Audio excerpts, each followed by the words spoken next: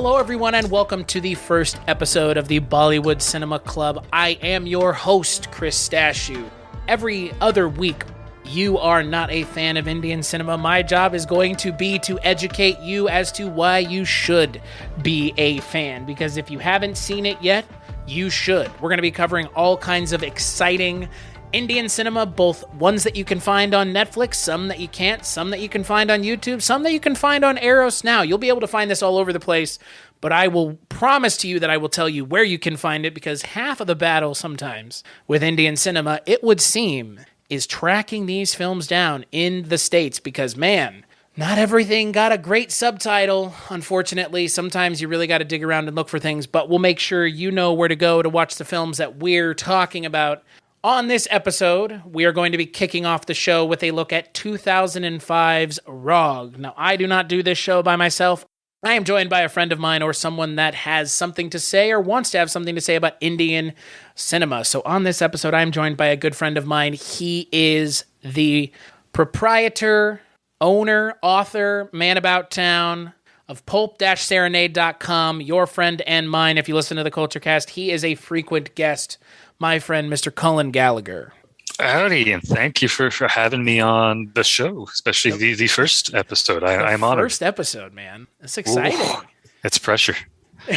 So the reason for this show existing kind of has a little bit to do with you, Cullen, because you and I became friends in 2020, which was the same year that we did our first Indian Cinema Month. And I noticed after the fact that the Indian cinema episodes of my show seem to do quite well in India.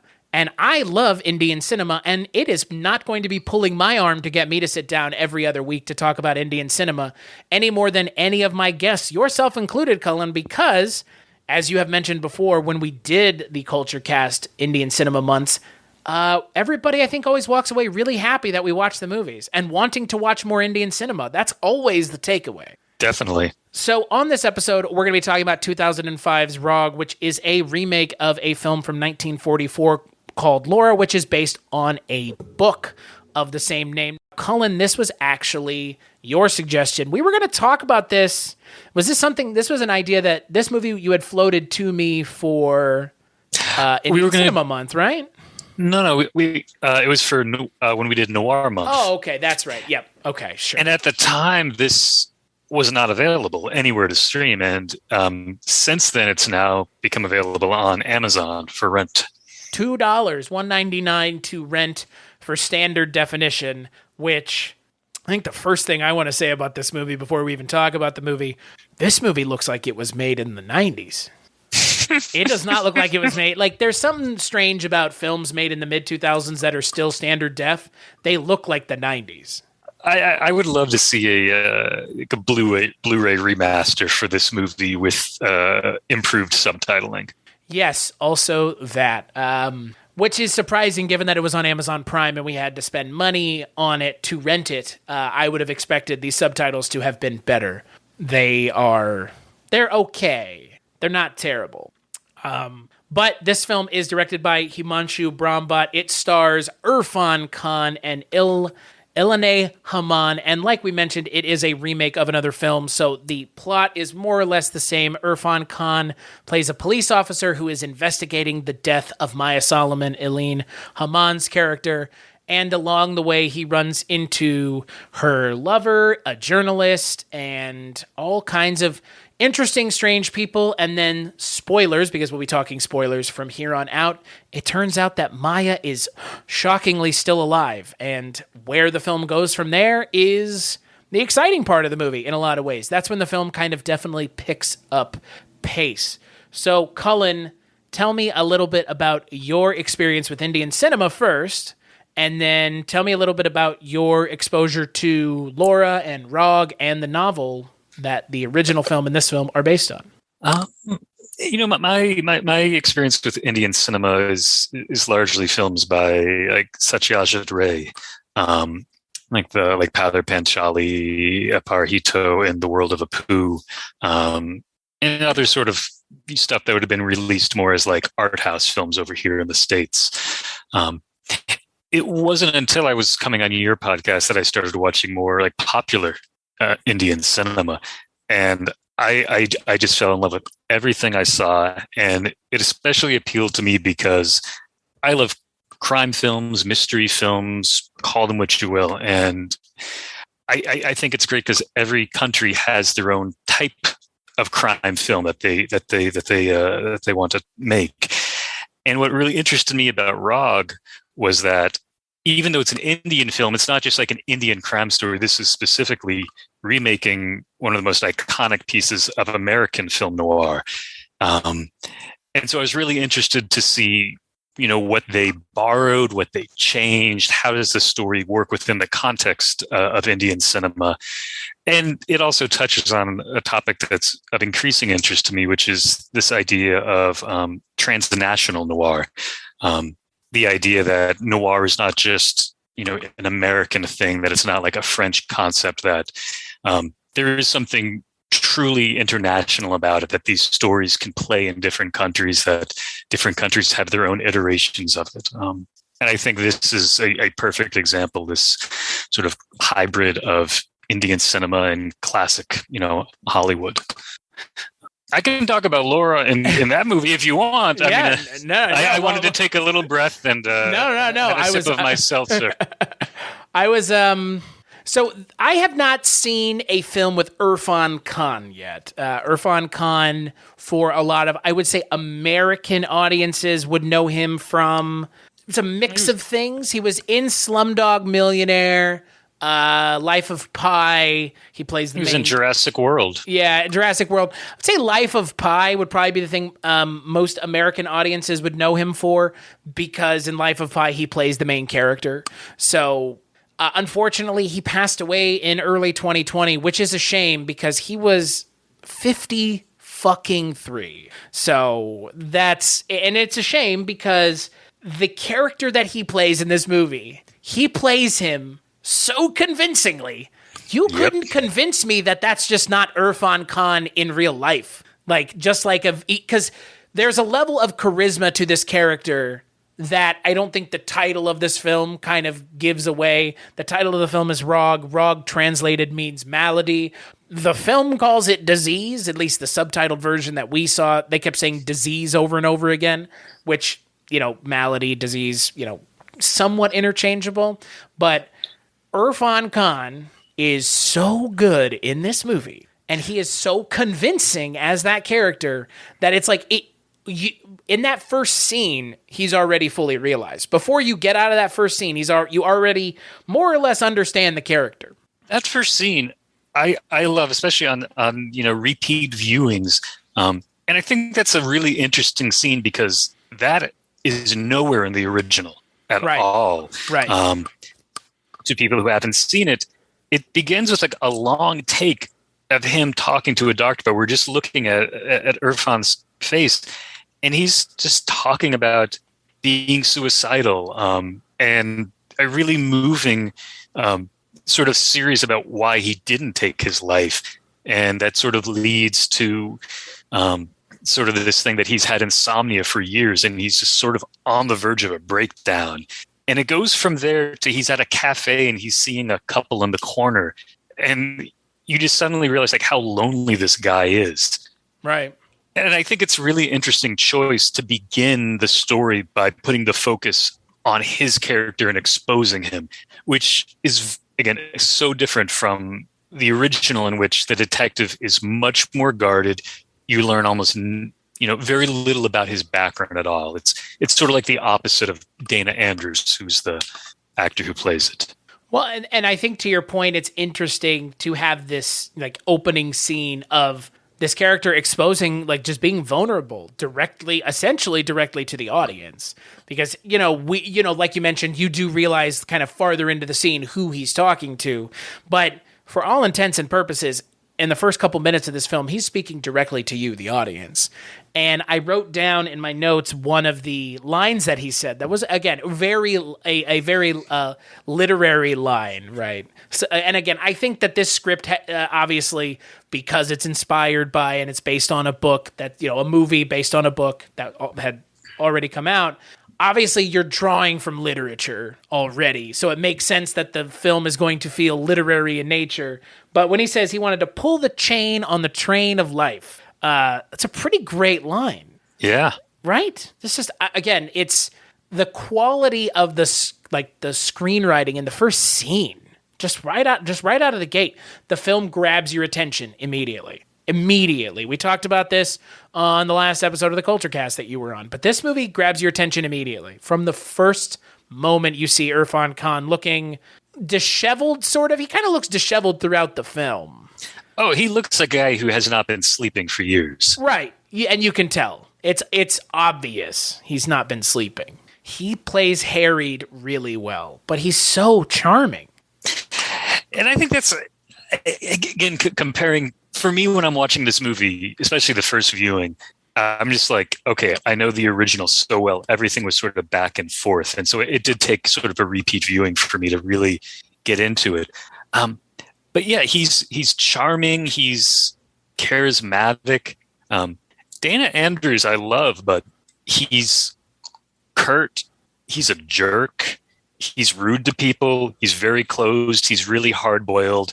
I mean, he really is the epitome of this sort of bitter, embittered, alcoholic, self-destructive kind of shithole American masculine figure from hard-boiled, fiction and film. And that's not the way they play the character in this movie. And I like that difference. Well, when you give it a little bit more nuance, I think it allows the story to kind of operate less fatalistically, because you don't necessarily know where the character is going to go. Because, the character of Rathod, or Uday Rathod in this film, I would say his moral compass is rather close to center for what he does for a living, but you do get those moments where he veers off pretty hard.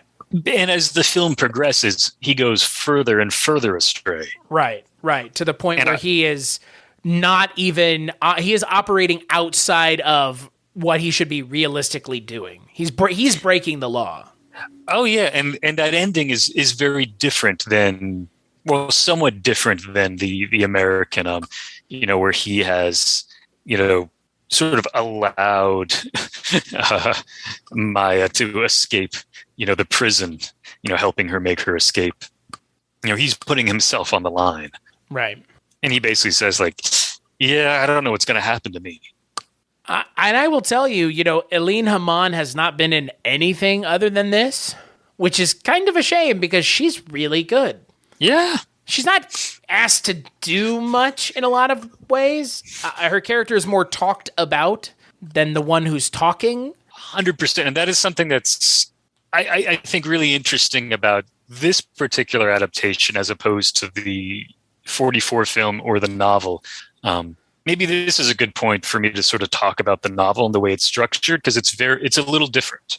So the novel was written by Vera Kasperi, and it begins, the first part is narrated by the journalist character who sort of, in the book, it's Waldo Lydecker. And in the movie, he's played by Clifton Webb. His character, he's harsh in Rog. Right? Yes, he's a journalist known for his, biting wit, who writes a lot about murder and celebrity, and sort of gives the Laura and Maya character sort of their stepping stone in the career. But what's really interesting about the novel is Vera Kasperi is very concerned with who is telling Laura's story. So in that first part, when the writer's telling it, of course, he is the center of Laura's life. The second part of the book is told by the detective. The third and fourth parts, I can't remember which happens first, but one of them is by Laura herself, and the other is her on again, off again fiance. And then it concludes with the detective narrating. In the 44 movie, the first half begins with again, the journalist character doing a voiceover narration. And so if it's a film, you typically don't change narrator halfway through the movie. Right. And so halfway through this movie, through Laura, the detective character is in the apartment. He's drinking. He's staring at the portrait, and he's, fully obsessed with this woman who he thinks is dead. And as he falls asleep, the camera moves in very closely on his face, and then it pulls out again as if it were a dream sequence. And that's the moment when Laura enters the apartment. And in the Preminger film from 1944, from that point on, there is no narration from the journalist character. It's all from the perspective of the detective. Now, of course, at this point, he is, the perfect lover for the Laura character, and it's almost like it's like a romance between the two of them. And the way I read the film is that, it's, he is almost taking control over Laura's narrative. And I think that's something that happens, in the movie, where literally it's these three men, the journalist, her fiance, and then the cop. They're all deciding who this character is. She has very little agency. It's very Rashomon adjacent. Very much. And I like how in the original novel, Laura does take over. Then, she does have her own section where she can narrate her own life and her own thoughts. And if you think about it, the woman who is killed is literally killed by male projection. They don't see who is in front of them in the doorway at night. They see who they want to see. Yeah, that's very true. And so I think the original story has a lot to do with, this idea of like who's controlling these women's lives, because it's about young women entering, in the book and movie, it's the advertising world, trying to figure out how to get ahead. And the journalist character is like, oh, I'm the one who introduced her to people. I'm the one who got her this. I'm the one who did this for her. He says, she thought I was the smartest, funniest, wittiest man. I didn't disagree with her. She thought I was also the kindest and gentlest man. I tried to become that person for her. I mean, is he really that person? I don't think so, because he's narrating it. That's his perspective. Likewise, when the cop is narrating, I don't fully believe it, because I think it's wish fulfillment. It's a romance from his perspective. And so to get back to Rog, I think you get a little bit of that in this version. But because you start with the detective character, Uday, it is much more about him than it is the other people. But you do get some flashbacks from the journalist where he similarly talks about he's the one who got Maya into modeling. He's the one who introduced her to people. But she has less agency in this story. Again, like I mentioned, Elaine Haman, this is her singular movie she worked on in her career, and she really does not have much to do in this movie, and that's why they changed the title, I'm sure. It would not be fair to title the movie Maya, because she's not as big of a part of the film as she is in either version that preceded. She's a model in real life from South Africa. Right. Yeah, I would totally like to see her in other movies. I again, maybe because maybe it is to her benefit that she's not given much to do. Again, she's beautiful. And the entire character in this version, they talk about how beautiful she is. And I'm assuming in the other two they do as well. But the portrait in Rog, it's a photograph of her with like a shell up to her ear, and she's in the ocean. Right. In Laura, it's a painted portrait that's adorning, the wall. So they both have these, images.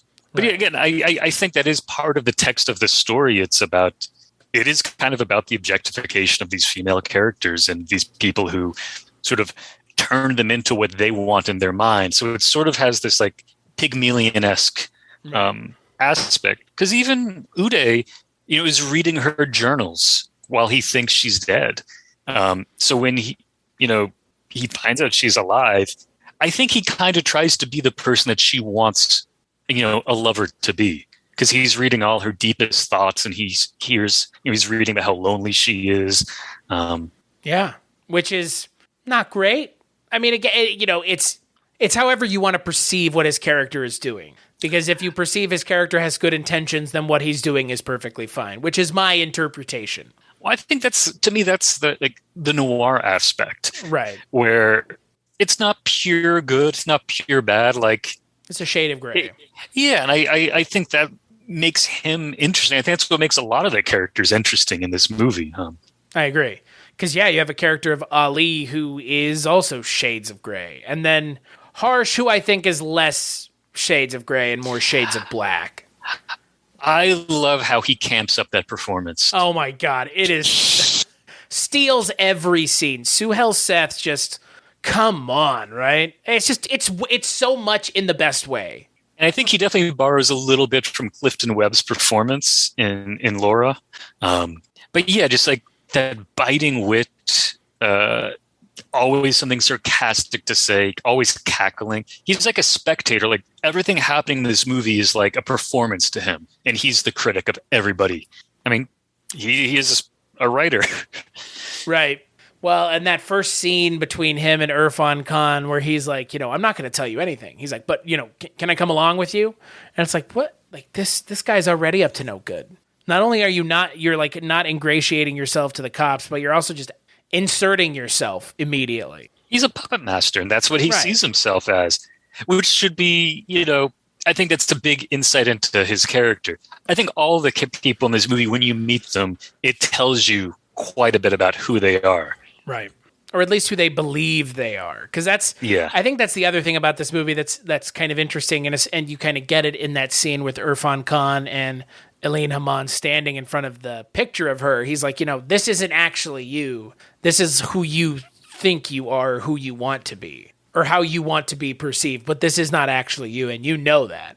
And like you've kind of already mentioned, this film really is about reality and perception, and where do the two meet, and where do the two definitely split apart? Because it's not always clear, and it's not always clear where someone's perception of themselves lie versus the reality. And again, you see that in this movie because Harsh doesn't think he's done anything wrong. He believes he's owed all of this because of all the things he did for her. Reality, not the case, but perception becomes reality very quickly when you're removed from reality entirely. Nobody's good enough for Maya except for him. Right. I alone can fix it. And he spends a lot of time digging up dirt on all her other lovers just to discredit them. Yep. Yeah. He digs up dirt on Ali, who is he having sex with his aunt? Yeah. Is that what's going on? Oh, okay. Not his aunt, her aunt. Her aunt. Okay. I thought it was his aunt. I was like, whoa, no. Okay. He's having sex with her aunt, and she doesn't know, and he brings her in to see it happening. Because he is an unrepentant bastard. As is Ali. Right. Well, yeah, they both are, But, I mean, the character of Harsh is played so bombastically because I don't think it would really work if he wasn't, like, mustache twirling. Because he's effectively mustache twirling throughout the entire movie. But definitely. That's what makes it fun. So, since we've mentioned Ali, in the 44 film, that character is played by a very, very young Vincent Price. That's amazing.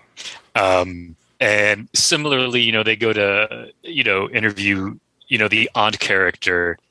The aunt in the original is not getting like a nude massage and drinking cocktails at 10 in the morning. The way, is it pronounced Shyamali Varma? Mm-hmm. Yeah. I love her in this movie.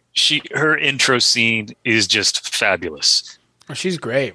She plays that specific kind of role perfectly. Because something I find really interesting is the way that Uday is talking to Shyamali. He's there to question her. She's a little indignant about it, and he's like, "You're not sad that your niece has been killed," and she's just like, okay, just because I'm not crying doesn't mean I don't feel it.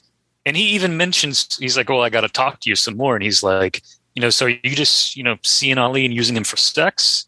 And he says like something like, because you're not, middle class, you can do this. So let's just not beat around the bush. So there's this sort of like morality class difference where she's rich. So she's allowed to have, boyfriends. Right.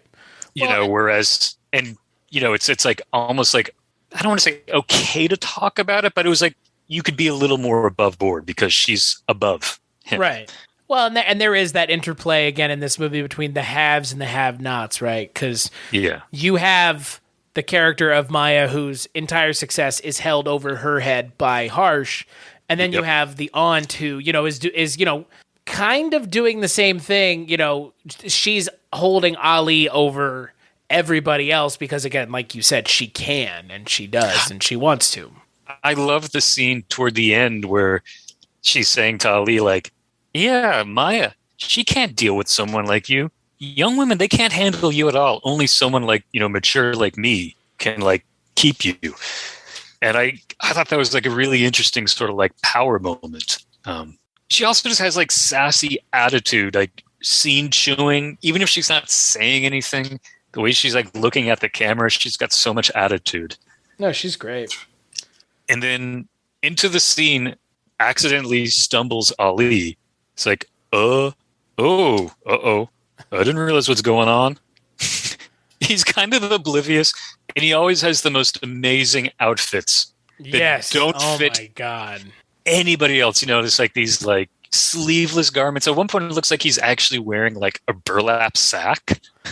At one of the he looks like a gigolo half the time, and that's essentially what he is. He's a boy toy. Yeah, they kind of say as much. They're like, he's always hanging around these clubs, hanging around, single women. Yeah. Which, that's like a male gigolo. But again, like he's not a gigolo, but it's like he's like a player. He plays around. And that's similar to the Vincent Price character. The Vincent Price character, one of the things that the journalist pulls up is that, he's been accused of stealing when he's, stays at rich people's houses. And as he says about himself, the Vincent Price character, like, oh, I'm not, I'm not normal. So, that's why I'm an obvious suspect. I'm not like everybody else. And I think there's some interesting gender and sexuality stuff in Laura, the 44 film. And it's just like, what does this mean you're referring to yourself as not like everyone else? Is it just a class thing? Could it be something else? Because the journalist character is coded as very queer. And when he first meets the cop character, he says, oh, are you the cop with lead in his leg? Which he's referring to bullet holes in his, he got shot in his leg, but it's like, is that really what you're referring to? Well, in your leg. Mm-mm. There's none of that in this movie, though. I don't. Harsh is played very straight, both ways. Yeah, I think. To me, but like, I would be curious to know what an Indian viewer. Maybe there's got to be other cultural stuff that's going over my head. One thing that didn't go over my head because the subtitles did keep them on this version of the film. The music had subtitles, which I always appreciate. The songs are great, and we should mention. Sadly, the one of the vocalists just died last week. KK. Yeah, Krishna Kumar Kunath. Yep, passed away last week at like 53. Oh, 53 also? Jesus Christ. Yeah, he was 2 years younger than Irfan. Good Lord. He had a heart attack after a show. It's a shame. All of the songs in this film are really catchy. They're real earworms. And I think they highlight, something that's a little bit absent from the 44 film, which is there's a real sincerity to like, the loneliness, the desperation, the anguish that they're feeling, especially Uday. Yeah, I think that the songs that I remember, Mane Dil Se Kaha and the Kahub Sarat. Kahub Sarat, I think they play it twice in the movie. It's like halfway through and then right at the end. But it's really, I like the music in this movie a lot. It's not, I will say it all is very samey sounding.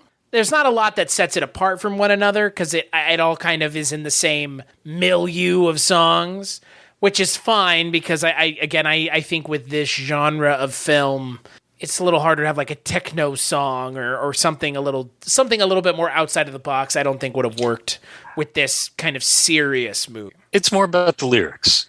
Right. It's telling the story and the feelings of the characters through song, which, it does in most of these movies. Most of Indian cinema, the music is used as a way to further the story. But in this one, it's all of the songs really are more just vehicles for internal character emotion.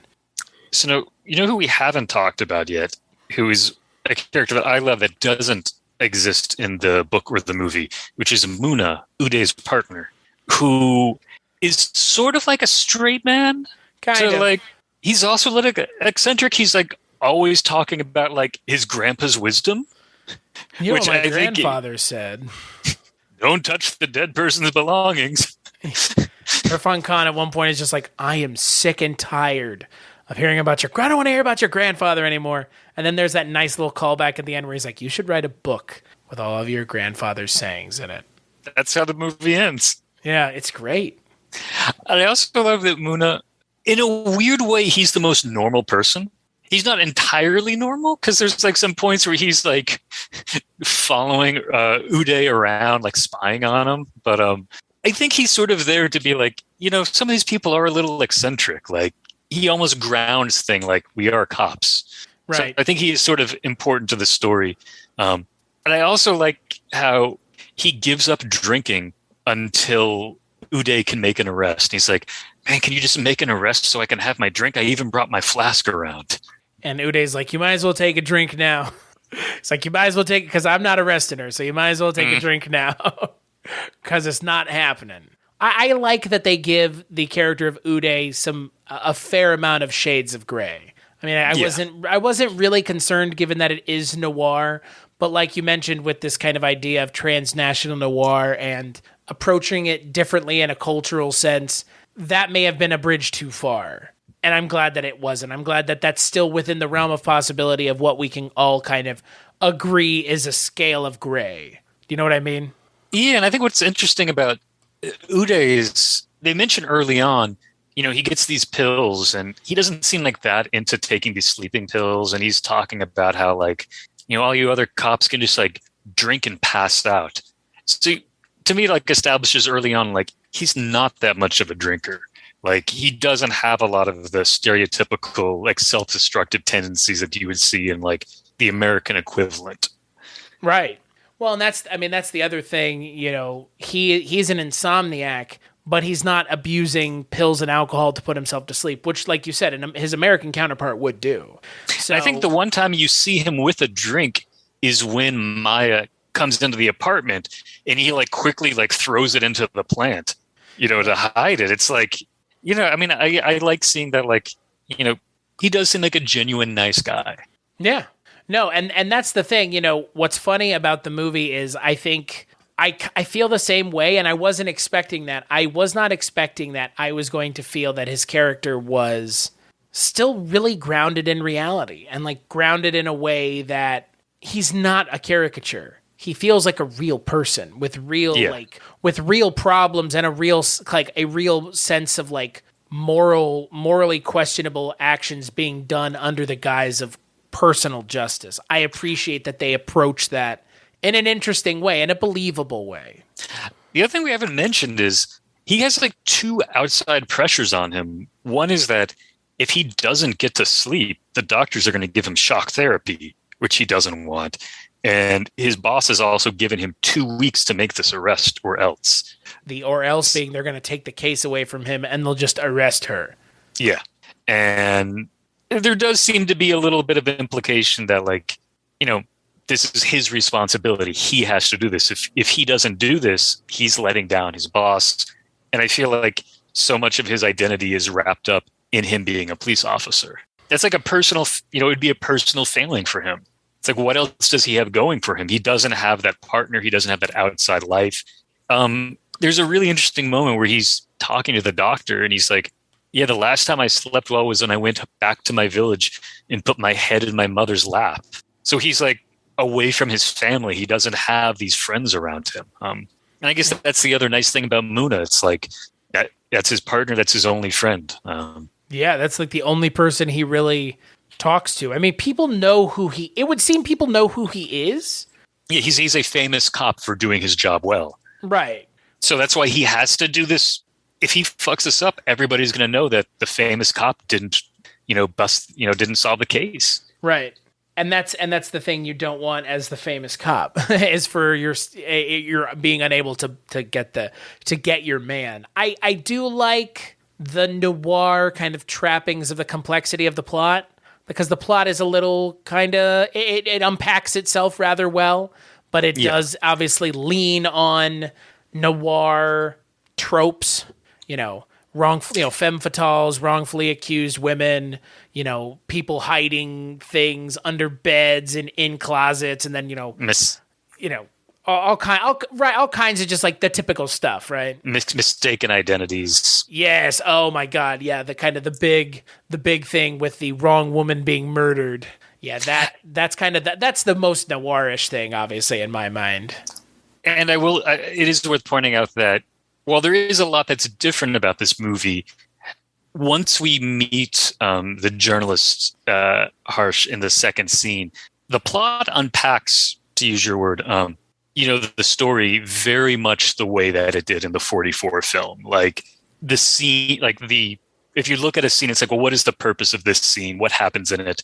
It's almost like point for point.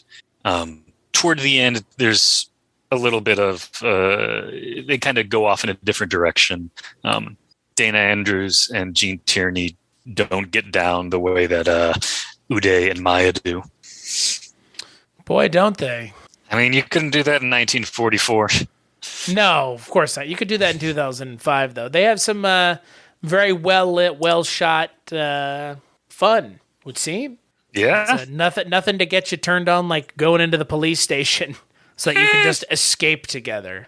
Now, this movie was a lot of fun. I've only seen one other Indian noir film, and that one was Parinda. And I think that one leaned more on because as much as this film is noir, I think it's definitely not stylistically, it's not noir.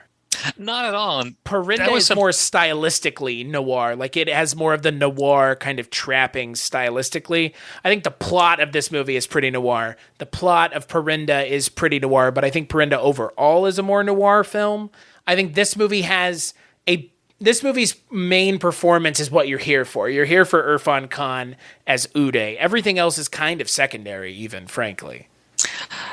And just to go back to just how good he is, I love the centerpiece scene of the film when, Maya, enters the apartment, reveals that she's alive. But right before that, he's like staring at her portrait. He's lit all these candles. He's like holding the shell up to his ear. He's trying to, mimic her. He's like trying to make this connection. Her. Yeah. It's very ritualistic. That scene, it is almost like he summons her back to life, which is interesting because, again, like the entire conceit of the movie I love because like it would not work in this day and age. Like that wouldn't work anymore. Someone getting shotgunned in the face and it's like, well, that just must have been the person who lived here. Yep, I guess so. I love that. I love that kind of that noir because that's a noir thing. Like, I just love that mistaken identity thing. Yeah, I've mentioned on my other show, I've been reading a lot this year, and I looked on my Storygraphs. It's like an app that you can keep track of your books. And it was like mystery novels, bang, like a huge line. And it's just like, I understand now, as if I didn't before, Cullen, I understand now why you love noir so much. Like, after reading books this year, like, I understand why you like what you like. And you know who this character reminds me of a little bit? He's kind of like Hoke Mosley. Ooh. He's kind of like a little, bit of a shaggy dog. Yeah. Kind of disheveled, moral compass pointing generally straight, but, a little room for kind of, I would say he may be, at least for the Hoke Mosley books I read, this cop, Uday, operates a little looser than Hoke does. But, I mean, Uday is still a good cop. He's still like a world-renowned cop.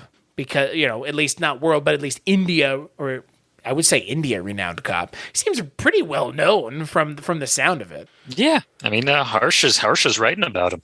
Yeah. So Harsh knows who he is. If Harsh knows who he is, then he's got to be important. Right. Yeah. Man, what a fun little movie, huh? I'm so glad you liked it. I'm glad I liked it. It's a good movie. Yeah. It's a fresh adaptation. I think for people that are familiar with the book and the original film, they'll know the story going into this, but I think it's a nice contrast. I guess the other thing about this movie that I really appreciate is I think when the film comes to a close, I don't feel like the ending is as saccharine and maudlin as I felt like it was going to go. Do you know what I mean? Well, you get that amazing action sequence, Which I was not expecting. and it's like, I think intentionally like a little cartoony, because we also haven't mentioned there's a sense of humor to this movie. Like when Maya comes in and finds like Irfan like in front of her portrait in the house, he's like quickly like blowing out all the candles, like, ooh, gotta act cool. Gotta make it not look like I was having a ritual. Right. And well, that's the thing. Like you said, there is a level of comedy to this movie. This movie is not some sort of like real drag tonally. That's why I said like tonally, it's not really a noir movie. Like it's a lot more upbeat and a lot more like kind of it's not self-serious. No, and I think especially the minor characters give it a sort of levity. It's, it moves along really quickly. It's also a shorter film than most of the other Indian films that we've looked at on your podcast.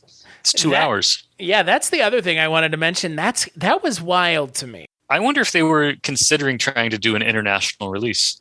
I mean, that would be my expectation with the length. I mean, the other thing about it is like Irfan Khan in 2005 is not really well known in the States at all, frankly. So I don't know. I have to wonder because it is so drastically shorter in length. Not that I think it really needs it. Maybe the length of the movie was dictated by the fact that it's an adaptation of a pre-existing source material, and that pre-existing source material only has so much content anyways. I mean, we haven't seen a lot of Indian adaptations of things. That is the one thing we have not really seen. A lot of the stuff that we've watched has been original ideas in Indian cinema, not, an adaptation of an American film. So I say one of the writers of Rag, Mahesh Bhatt, and again, please forgive me for that pronunciation, has done a lot of other noirish sort of crime movies, including like the Murder Trilogy. And those all look to be about the same length, like, 2 hours, 4 minutes, 2 hours, 7 minutes. And like one of them is an adaptation of that South Korean film, The Chaser, which is so awesome. So I'm excited to see the Indian remake. Yeah, I was about to say, Mahesh Bhatt is also the one who did the Silence of the Lambs movie. Oh, I didn't know that. Yeah. Sangharsh. He was the writer. He didn't direct it, but yeah, Sangharsh is based on Silence of the Lambs. It came out in 1999, and that sounds awesome, right? I love Silence of the Lambs. That's one of my favorite movies, frankly. I remember loving it. As you know, I love Jonathan Demme. It's been a long time since I've seen Silence of the Lambs. Murder. I've heard of Murder as well, because there's like 3 of them. Yeah, that I know of. Yeah. They seem to be involved with a lot of cool movies. My list of suggestions for this podcast grows every time we talk about an Indian film. For real. And it's always funny to see things that Indians, like, to see the connections to Indian cinema when we're watching and talking about other things, because we watched on the Culture Cast Diwar, you and I and Richard. Great film. Which is a remake of, A Better Tomorrow is a remake of Diwar, which we talked about the month before, which was a weird connection because was not expecting a John Woo movie to be inspired by a Indian cinema film, but there you go.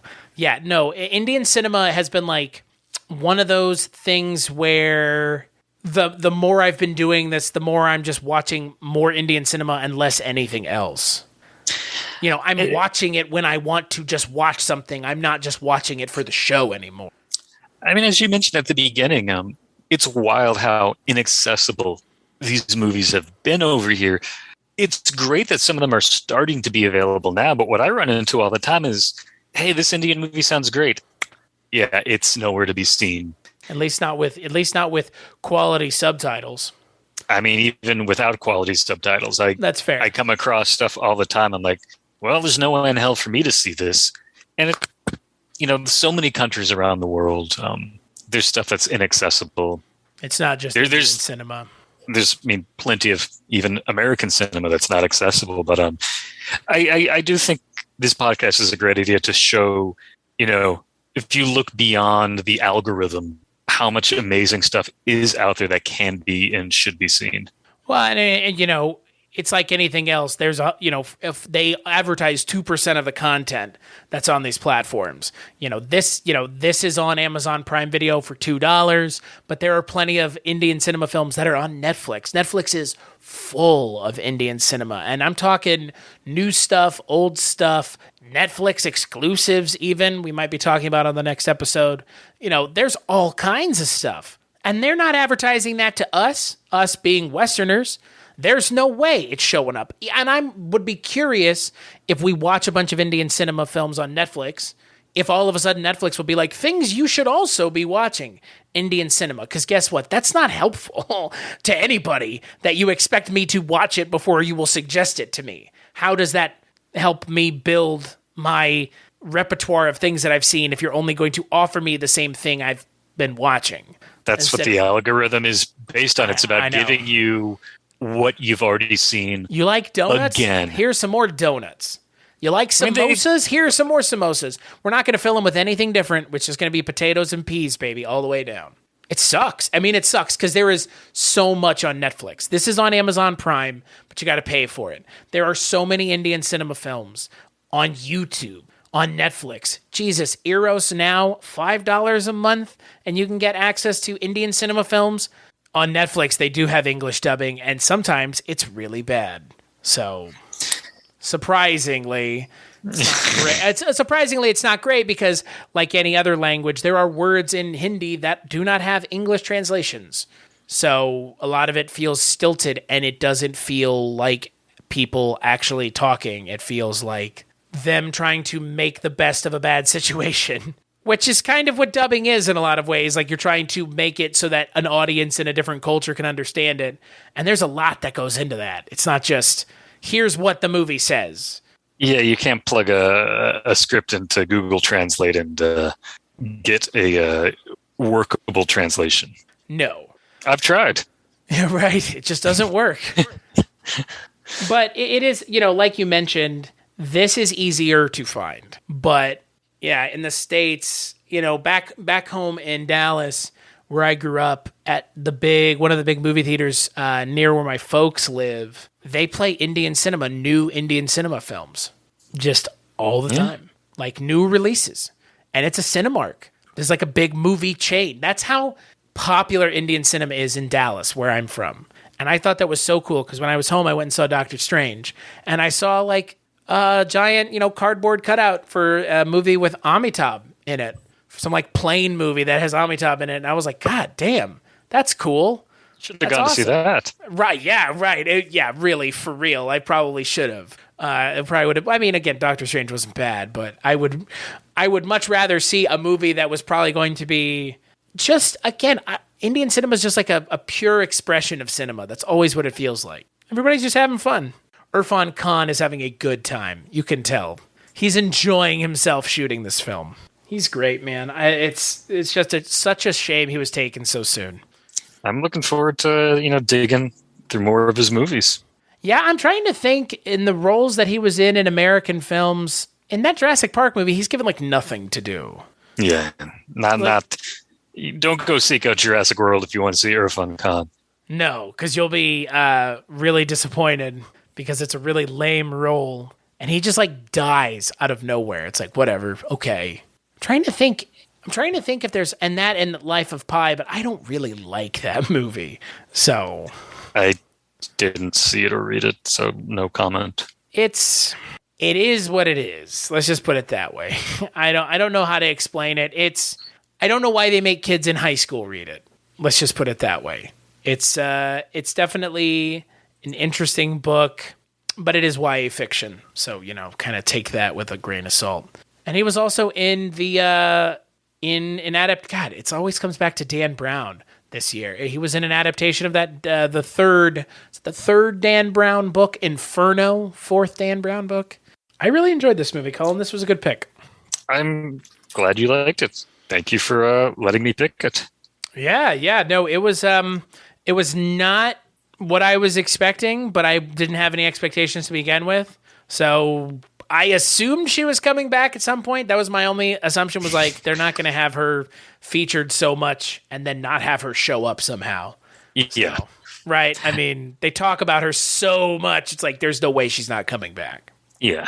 It's not to beat you over the head with it, but it's like, there's no way. But it's fun. It's, I think tonally, I understand where it's head at and where it's coming from and what it wants to be. I think it was a lot more fun than I was expecting another Indian noir film to be, given that the last one that I watched kind of gets bogged down and it goes a little dark at the end of the other noir movie, which makes sense because it's a noir movie. I mean, this movie feels never more has like, that. It feels like it's more like an erotic, like a 90s erotic thriller. Right, yeah. With some comic relief thrown in there, which is kind of an odd combination of those two, but yeah. Well, that's the thing. It's like I've been saying, like, noir stylistically it is not, but plot wise it is. And it's kind of like a Brian De Palma movie. It's funny you say that, because when I was watching with Lauren, I said to her, I'm like, this is like if Brian De Palma remade Laura. So pretty much you and I think alike. Yeah, it's got that same Brian De Palma feel to it. And yeah, I would love to see a Blu-ray HD scan of this movie, because Amazon, that is a bad copy of the movie that you are renting to people for $2. I know Cullen and I may be the only people this year who have rented it, but that is not an excuse, and that is not okay. It's like, it's rough. I mean, I wonder where they sourced it from. Me too. That's my point. Like, where did they get it from? Because it's not good. I mean, I've seen some people have just uploaded VHS prints and charged for them. So I don't think that may be what this is. Because those subtitles, I mean, they definitely need a proofreader. There's a few key moments where like he is used instead of she, like something like that. There needs to be like a comma in quotes because someone's quoting somebody else. And right. From having seen Laura, I'm like, okay, I know what's actually going on here, but like Lauren was like, wait, that dialogue doesn't make any sense. And I'm like, just put in a comma, put a couple quotes. Now it makes sense. Right. Let me pause it and I'll get my... Put a period there. Right. This is two sentences. I'll get my dry erase marker out and draw on the screen for you real quick. This is what they're trying to say. And there's also some misspellings. Right. But yeah, I did pick up on the subtitles and the failings of the subtitles. I picked up on that because, yeah, it does kind of get in the way of one's ability to understand the movie, especially if you've never seen the original. I would say, though, it's not enough to... I wouldn't let that dissuade anyone from renting this for $2. Like, no, God, no. If you're listening and you're like on the fence, forget everything we're saying about the subtitles. It'll be worth the $2. And realistically, if you use Amazon and you've ever purchased anything on Amazon and you've never rented anything on Amazon, you probably have $1 promotional credit waiting for you anyways for digital renting. Because I know I did, and I never rent anything on Amazon. So it's like $1. If you order something and don't select 2-day delivery, they give you $1.50 credit. So, which you can use to rent stuff like ROG. There's a lot of free stuff on Amazon Prime. We just happened to pick something that wasn't free, but there are so many free things: DDLJ, KKKG, some of the big ones, and then there's plenty of things that are just on there. So yeah, Amazon Prime's great. Eros Now, Netflix, YouTube, but this one, yeah, Amazon Prime. Unfortunately, that's where you're gonna have to go, and you're gonna have to spend a whopping $2. So go order some cat litter and have it shipped to you next week, and you'll have 50 cents to pay. I don't know. I mean, hey, everybody's always buying stuff from Amazon all the time. Yeah. Right? We all do. We're all guilty of it. This podcast brought to you by Wondery. No, it's not. It's not at all brought to you by Wondery. So, Cullen, anything else you want to talk about with ROG? No, I think covered most everything I wanted to say. Terrific adaptation. Seek it out. Seek out the original. Seek out the book. Vera Casperi's a great writer. I know I'm going to try and seek out the book because I liked this story.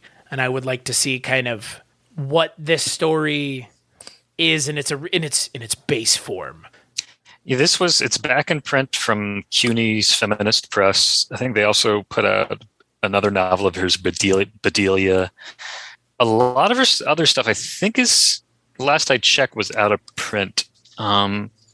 She had, I think she ran into trouble with HUAC in the 50s, because in the late 30s and early 40s, she had been involved with the Communist Party. I think she tried to separate from that when her leanings changed, but she still had those connections. And in the 50s, she and her husband fled to Europe to avoid being called as witnesses, because they didn't want to get involved with that HUAC stuff. But I think even when she came back in the late 50s, and she was involved, they adapted the movie Les Girls as an adaptation of one of her works. Apparently she still had to sign are you sure you're not a communist? Yes, I'm sure. I am 100% sure I am not a communist. But yeah, the fucking HUAC kind of derailed her career. It's a shame. It's an awful, awful shame. But hey, films like ROG still exist, thankfully. I agree. So on that note, expect the next episode of this show in 2 weeks from today. Cullen will not be joining me. My good friend Andy Gnosis will be. We'll be talking about 2020's Bulbul, a Netflix original Indian cinema supernatural gothic film. Ooh. It's yeah, and you know what, Cullen? It's a breezy, ladies and gentlemen, 90 minutes. Ooh-ho-ho. That was my response. I was shocked. So if one of your issues has been not wanting to check out Indian cinema because the films are too long and there's too much music, ladies and gentlemen, Bulbul has no music and is only an hour and a half. I'm not advocating that you start with that movie, but if those are things that you have been worrying about, maybe you should. You should have no problem with music in your movies, and you should have no problem with long film that justifies its length, unlike American cinema. But Bulbul is only an hour and a half, Cullen. Can you believe that? Because I believe it because you said it. That's fair. An hour and a half Indian cinema film. Why wasn't I given those as culture casts instead of all these 3.5 hour movies? What was I doing? Picking great movies like Chalet. That's fair, yeah. Well, that's the thing. Like those movies, they justify their length so much. I watched Chalet three times in 2 days. I've seen DDLJ 4 or 5 times. I watched it 2 or 3 times when I did that episode on it 2 years ago. And that movie's 3 hours and some change. So I get it. I totally, totally get it. So Cullen, on that note, when you are not here joining me talking Indian cinema, where could people find you on the internet? Not checking my email, which is a problem. I need to, or at least I check it. I need to get better at responding. Yeah, CullenGallagher.com has usually the latest thing I've been working on, which as of now, it's I wrote an introduction to 2 of W.R. Burnett's novels that were republished by Starkhouse Press, High Sierra and Asphalt Jungle, which are 2 noir classics. See, I've heard of Asphalt Jungle before. Great movie. Never seen it. And great book. Never seen it. Never read it. But I know it exists, and I've heard of it. Its name rings a bell. I wonder if there's a Bollywood remake. There very well might be. Honestly, you know what? There probably is. I'm gonna, as soon as we get off, I'm gonna go check. As for me, cstachiw.com, cstachiw.com. That is my link tree. Go there for all the things that I work on. I have done other Indian cinema film podcasts on the Culture Cast during the month of April, I believe, at least for this past year and the year before that. So if you want to hear those episodes, we did Sholay, Parinda, Diwar, DDLJ. Covered some pretty big ones. We've covered some lesser known ones, but that's where you can go for all of that. As for this show, BollywoodCinemaClub.com, Bollywood Cinema Club on all social media is where you can go for all of the ways to connect with us. But the best way to connect with us and the best way to contribute is on iTunes. Rate and review the show. That would be the best way to engage. Let us know how we're doing. Tell your friends. If you like Indian cinema, send some suggestions our way. Why not? I would like to know what you like Indian cinema-wise out there, you listener in Indian cinema land. As for Cullen and I, Cullen, thank you for joining me. It's been a lot of fun. First episode in the bag. Heck yeah. Is this a first for you? A first time you've been on the first episode of something? It is. It's like invocation. You're like the priest going into the Amityville house to bless it. As you know, there's just no flies, and hopefully you're not running out because it says "get out." But that's what it is. You're here, and this is the first episode. So wait, something's coming through the mic, through the headphones. I'm hearing it. It's telling me to murder my family. Yeah. No. You think there's an Amityville? You think there's an Amityville Indian cinema film? Oh. This is all research we can do. Yeah, this is probably. So yeah, and on that note, what was the thing Andy came up with? So yeah, on that note, that's been another episode of the Bollywood Cinema Club, and with Rog, if you haven't seen it, you should.